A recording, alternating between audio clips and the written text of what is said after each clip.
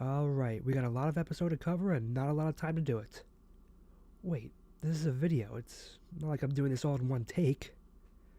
Alright, let's redo that line real quick. Wait a second, this is a video. It's not like I'm doing it all in one take. That'd be so silly.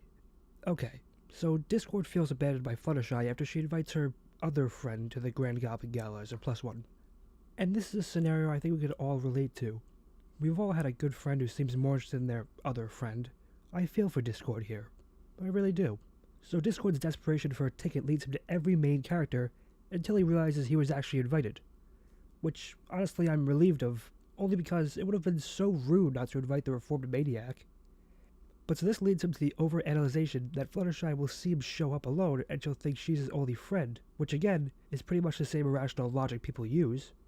And of course, we finally meet the Smooze, a gelatinous blob monster who has a taste for shiny things and ruining the mood. And no, I'm not talking about M.A. Larson.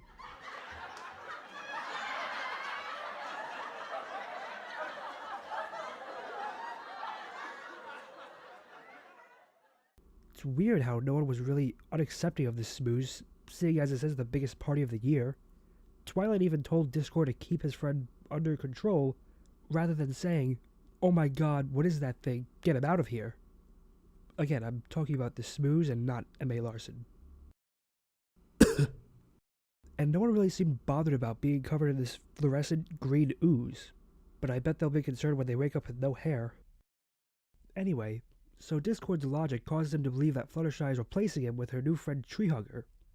And let's talk a little about Treehugger. She's a member of the Equestrian Society for the Preservation of Rare Creatures. She also practices horticulture.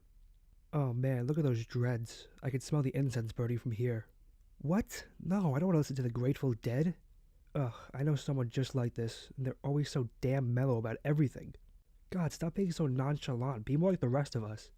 Worried about what we're gonna do with our lives and paying car insurance. God, I bet she doesn't even cry herself to sleep at night.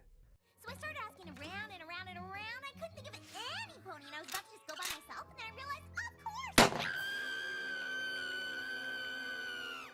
Anyway, the whole episode has a great funny atmosphere, which leads to every scene having really funny moments.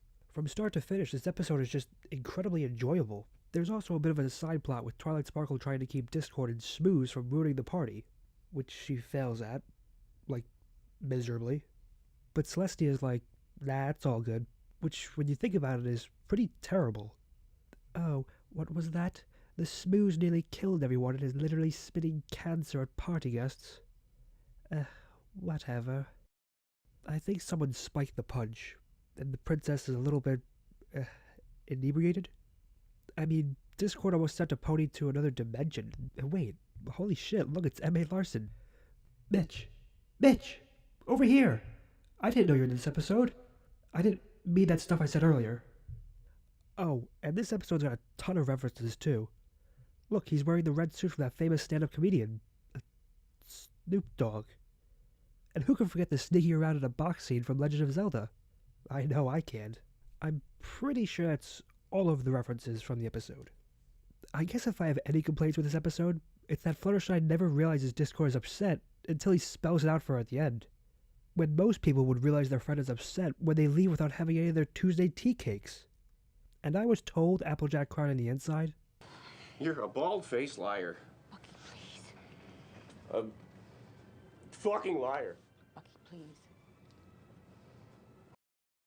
And of course, the episode starts off with Discord finishing a funny story. But that's not all. When I went to look for them again, they were on the ceiling. What? We don't get to hear the funny story? Well, I say screw that. Let's write the story ourselves. Obviously, when I say let's write it, I mean I'll write it. There really is no audience participation here. Hell, this isn't even off the cuff. I'm reading what I wrote off a script. Okay, so anyway, the punchline is, when I went to look for them again, I realized they were on the ceiling. So, let's write a setup for this.